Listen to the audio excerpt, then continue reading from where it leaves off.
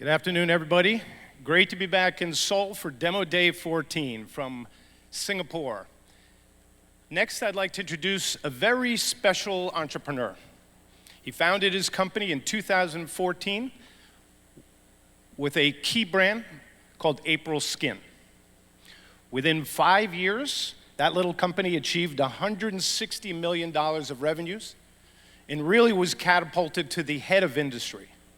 Big change for a startup company so quickly. The founder, of course, has won numerous recognitions, Forbes 30 Under 30 Asia, and Korea's prominent $10 million Export Tower Award. This is a company that is continuing to launch new brands on a regular basis. And with each new brand, like Medicube and Nerdy, the company is continuing to take the market by storm. So it gives me great pleasure to introduce the very special Ju Kwang Lee, co-founder of APR.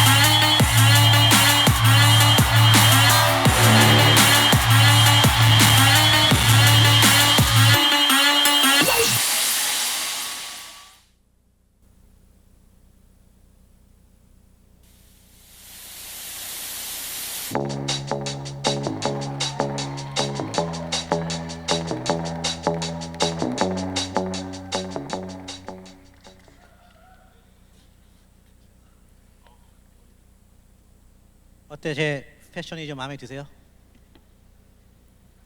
그냥 하시면 돼요. 아, 널디 같으세요. 되게 네, 감사합니다. 널디스럽습니다. 네, 네. 감사합니다. 좀 더우니까 좀 가져갈게요.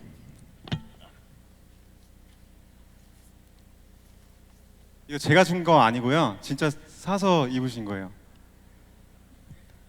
네. 예, 제가 남자 연예인 보고 아닌 사람 보고 잘생겼다는 건 처음 해봤어요.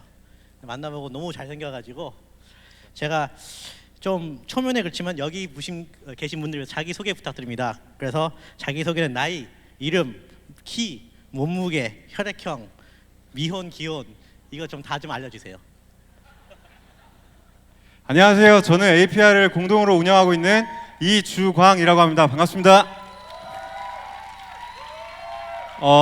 저는 나이가 33이고요. 그리고 키는 177이고요, 정확하게. 그리고 몸무게는 72kg고 또 몸으로 오셨죠? 혈액형 B고요.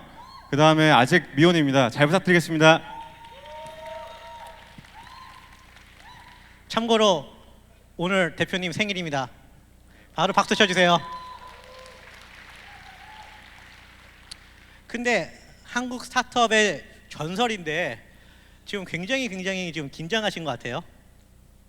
지금 너무 도망가고 싶고요. 그리고 오늘 저녁에 사실 생일 파티가 있는데 그때 마실 와인을 한 잔 마시고 왔습니다.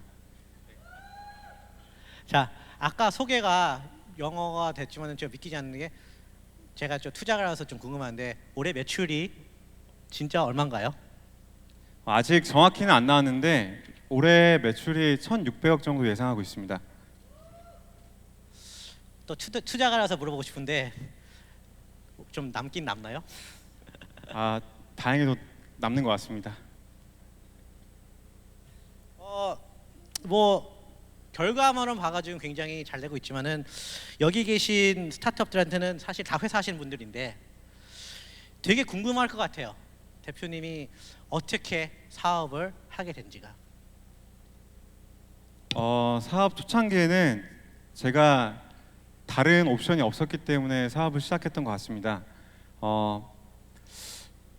구체적으로 말씀드리긴 어렵지만 그 당시에 집안 형편이 그렇게 여의치 않았기 때문에 경제적으로나 그 저희 가족의 건강 문제로나 일반적으로 취업을 해서 월급으로 감당하기에는 되게 어려운 상황이었기 때문에 닥치는 대로 돈 되는 일은 다 해보자라고 생각해서 사업 비슷한 걸 시작했던 것 같습니다.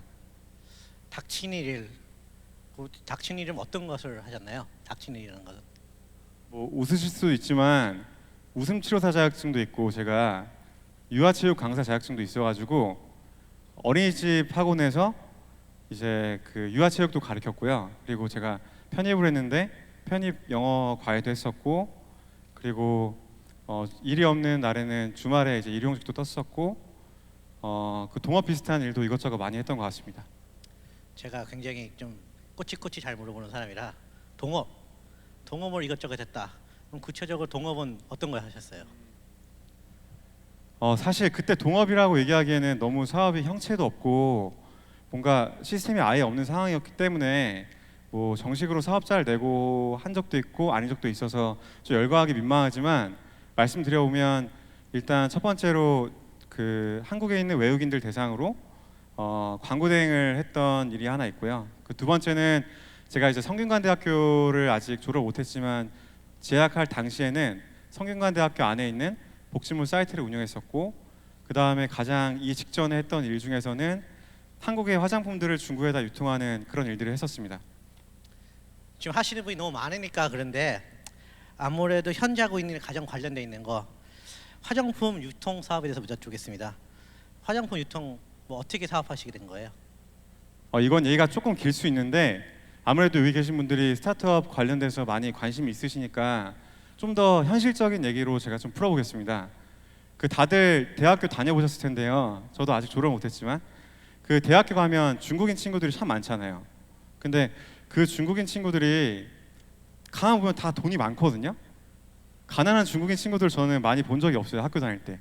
그래서 보면은 제가 너무 궁금해가지고 이 친구들은 도대체 어디서 어떻게 돈을 벌까라고 궁금해서 봤더니 대부분의 중국인 친구들이 한국의 화장품들을 중국에 이제 넘기는, 소위 말하는 이제 보따리 상을 하고 있더라고요. 근데 그거를 자세히 살펴보니까 100% 합법적으로 일하기 되게 어려운 구조였던 거죠. 왜냐하면 그들은 사업자를 낸 것도 아니고 비즈니스 비자도 아니기 때문에 매입 계산서도 끊을 수가 없고, 그리고 이제 물류에서도 문제가 생길 수밖에 없고 관세 문제도 있고.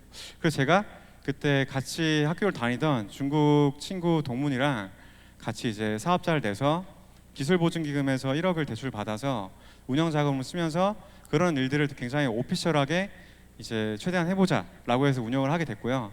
초창기에는 그래서 이제 발주도 많이 들어오고 물류에서도 문제가 많이 이제 해결됐다고 생각을 했었는데, 규모가 커가면서 좀 100% 합법적으로 하기에는 뭔가 많은 장벽들을 넘어야 되는 상황이어서 굉장히 골골대고 있었어요. 그때 제가 이제는 이렇게 뭔가 남의 브랜드를 내가 중간에서 팔아줄 게 아니라 내 브랜드를 직접 해보고 싶다라는 생각이 들어서 제 브랜드를 창업하게 되었습니다. 그래서 첫 브랜드인 에이프릴 스킨 그걸 창업하게 됐군요. 네, 맞습니다. 에이프릴 스킨이라는 이름 어떻게 만드신가요? 참고로 뭐 제 생일이 4월 3일입니다. 그래서 가시죠. 오늘은 제 생일입니다. 네. 네. 네. 피부의 변화가 가장 많은 달이 4월이라고 합니다. 그래서 우리 회사는 당신의 피부에 가장 큰 변화를 주겠다라는 컨셉으로 에이프릴 스킨이라는 이제 회사 명을 만들었고, 그리고 이제 왠지 에이프릴 스킨 하면 그 알게 모르게 천연 화장품 느낌이 조금 배어 있는 것 같아서 에이프릴 스킨 이름으로 창업하게 되었습니다. 그럼 뭐 화장품 사업 돈이 많이 들은 것 같은데 얼마에 창업하셨어요? 초기 자금은? 그 당시에 기억은 잘 안 나지만 지금의 공동 대표인 김병원 대표님과 함께 각각 250만 원씩 출자해서 창업했던 걸로 기억하고 있습니다. 500만 원입니다. 500만 원. 참, 제가 그때 투자했어야 되는데 그렇죠? 그래서 아니 그 당시 에이프릴 스킨의 첫 제품이 매직 스톤, 우리 와이프도 쓰는 매직 스톤이 비디오였는데 특별한 이 매직 스톤 만든 이유가 있었나요? 제가 짧게나마 중국에다가 유통을 해본 사람으로서 말씀을 드리면 그 당시에 마유크림부터 해서 굉장히 이슈가 많이 돼서 중국에 많이 판매가 되었던 그런 제품들이 많았거든요. 근데 제가 판단했을 때는 그 당시에 화장품이 중국에서 오피셜리하게 굉장히 많이 판매를 하려면 그 허가 장벽을 뚫어야 되는 상황이었는데 화장품 위생 허가가 굉장히 까다롭기 때문에 중소기업이 넘기에는 굉장히 문턱이 높다고 느꼈어요.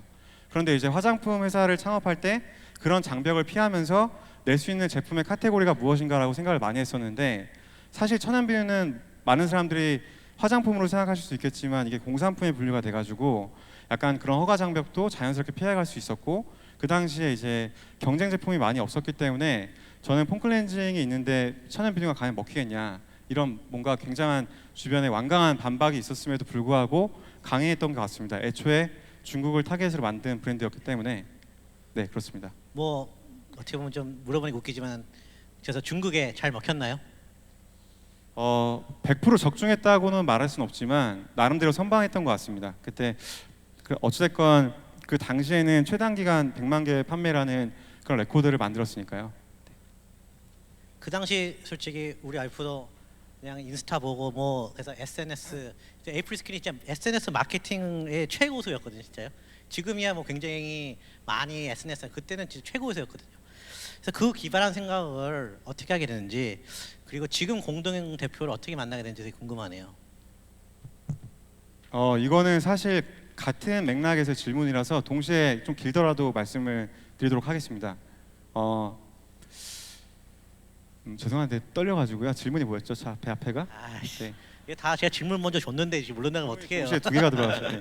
그래서 SNS 마케팅이 그때가 최고수였고 또 두 번째는 어떻게 생각하게 됐고 또 지금의 공동 대표를 만나게 된 계기가 어떤지.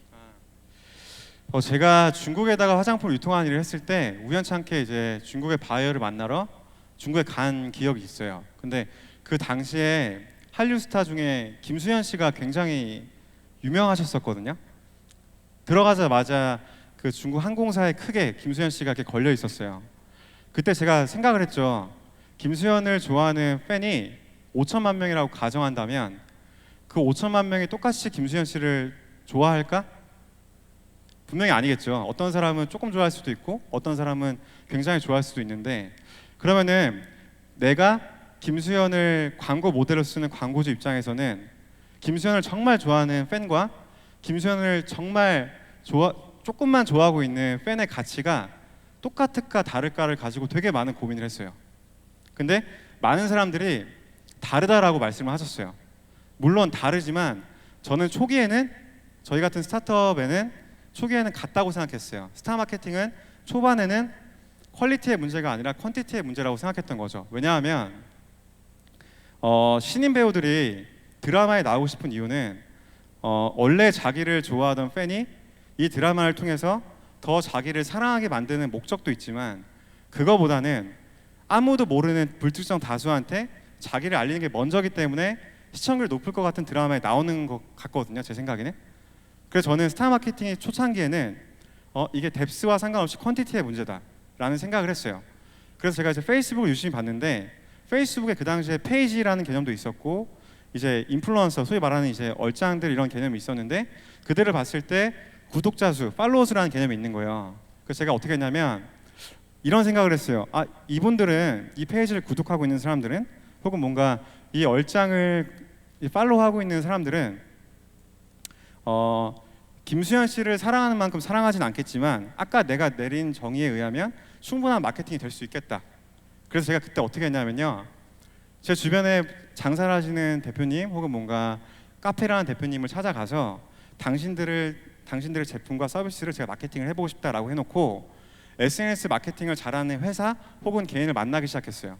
그러면서 여러 번 프로젝트를 했는데 그 중에서 가장 잘했던 분이 계신데 제가 그분과 몇 번 프로젝트를 하고 나서 너무 이분의 인간적인 매력과 그런 이제 비즈니스적인 스킬에 반해서 제가 그때 눈 오는 날에 찾아가서 당신과 동업을 하고 싶다 이렇게 해서 그분은 다른 제안도 많았음에도 불구하고 그때 저를 선택해 주셨고 그분이 지금 저의 공동 대표님이십니다. 네.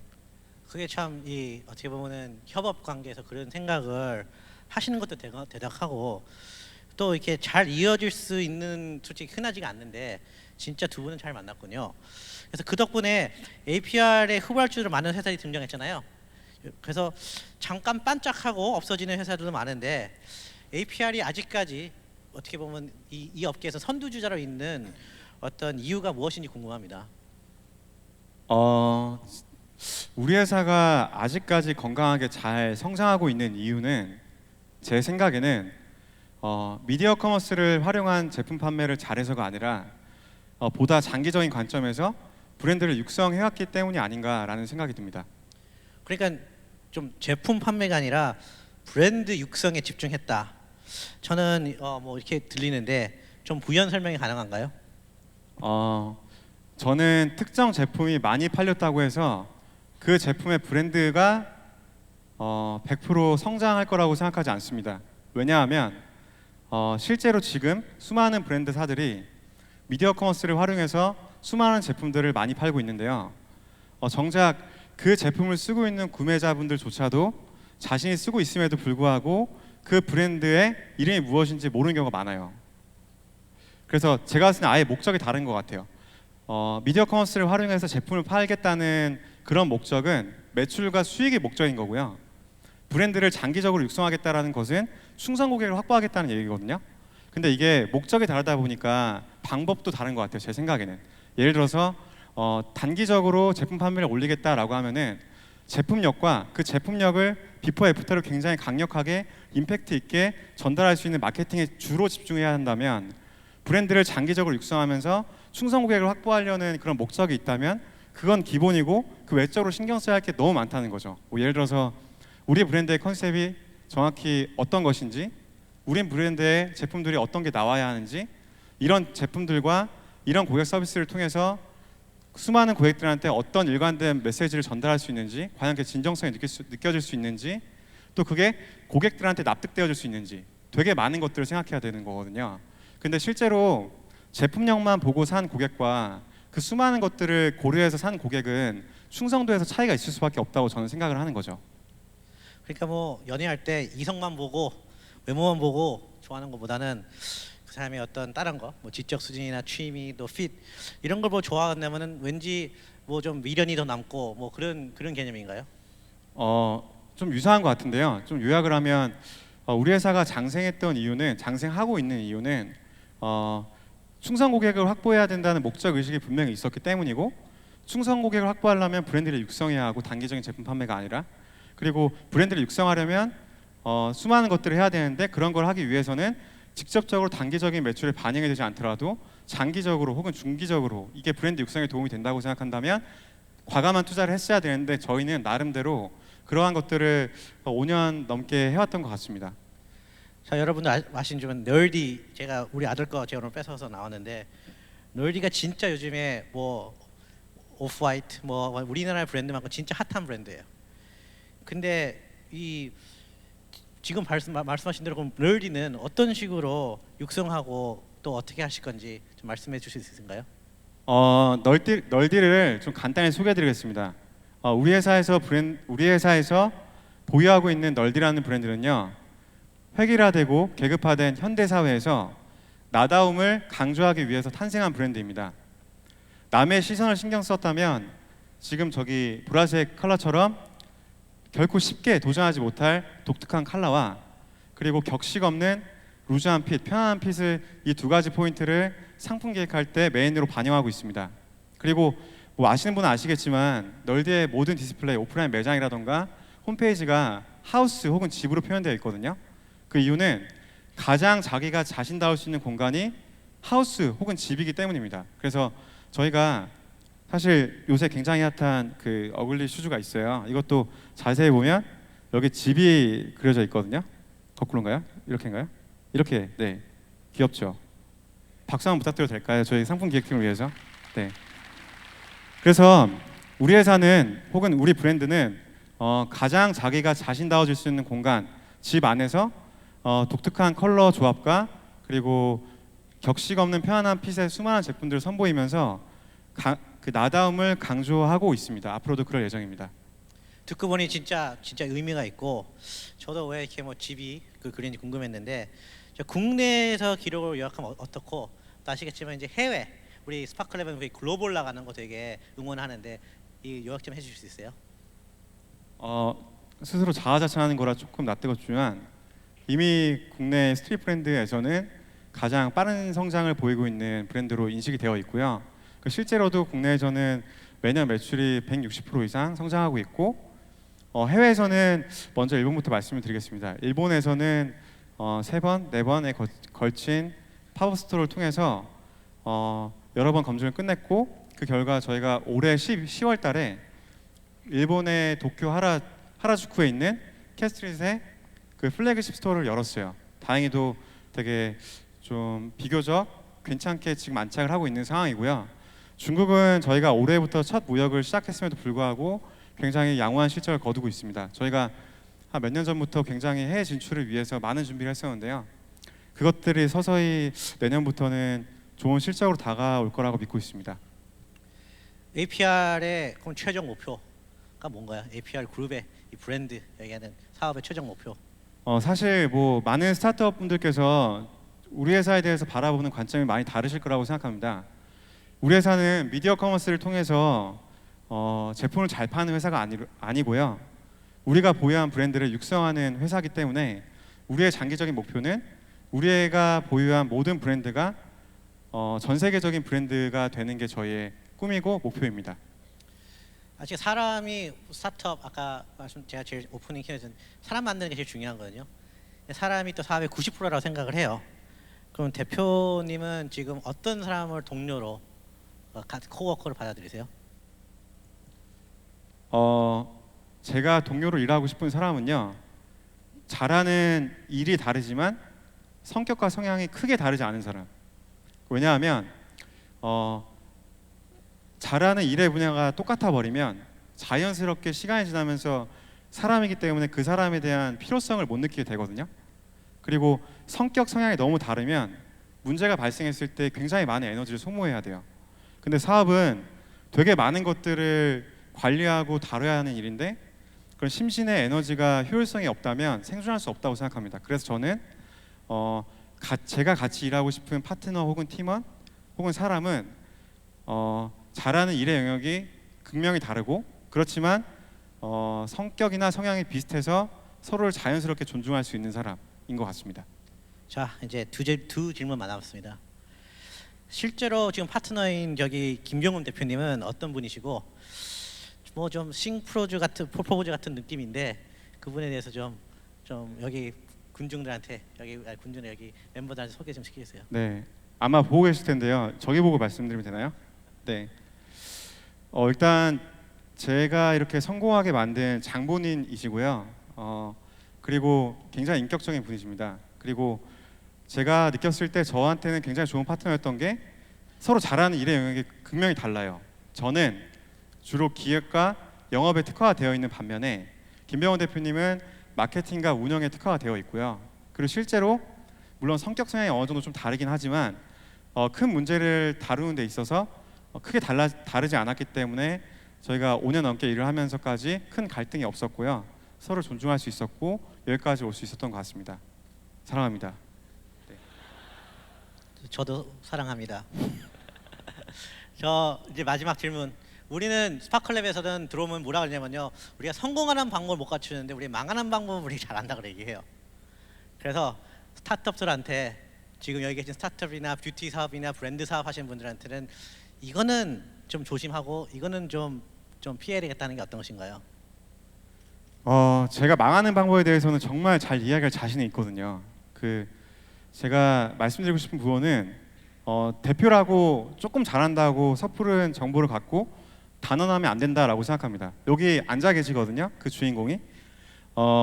제가 초반에 브랜드 막 낼 때요. 다 잘 되니까 난 진짜 내가 하면 다 잘 되는구나. 약간 이런 거만함이 있을 때가 있었어요. 그래서 시키지도 않았는데 내가 굉장한 아이템이 번뜩인 거예요. 그래서 제가 전 직원들 앞에서 발표를 하고 싶다고 그래서 전 직원을 다 모아놓은 적이 있어요. 그래서 아무도 안 시켰는데 그래서 제가 그 발표를 앞에서 되게 멋있게 하고 막상 이제 준비를 해서 이제 돈을 많이 투자해서 들어갔는데 우리 회사가 여태까지 했던 수많은 브랜드 중에 가장 망한 작품이 돼버렸거든요. 이쯤 되니까 제가 아이템이 별로라기보다는 발표를 해서 망한 것 같은 느낌인데 그 당시에 제가 그때 단원을 잘못해서 지금까지도 그 재고를 터느냐고 수많은 우리 직원들이 고생을 하고 있고요. 그리고 대표가 조금 뭐 잘 나간다고 해서 잘 성장한다고 해서 단원을 해서 뭔가 오퍼레이션을 돌리는 순간 그 책임은 직원이 돼야 되기 때문에 어떠한 순간에서도 섣부른 단언을 하지 마시고 직원들과 팀원들과 논리적인 소통을 항상 끝까지 해야 된다고 생각합니다. 오늘 이렇게 제가 생색 좀 낼게요. 오늘 이주광 대표님이 이렇게 오랫동안 이렇게 길게 허심탄회하게 한 적이 거의 없습니다. 그래서 오늘 이렇게 바쁘신데 시간 내주셔서 감사드립니다. 감사합니다. Time to 66 minutes.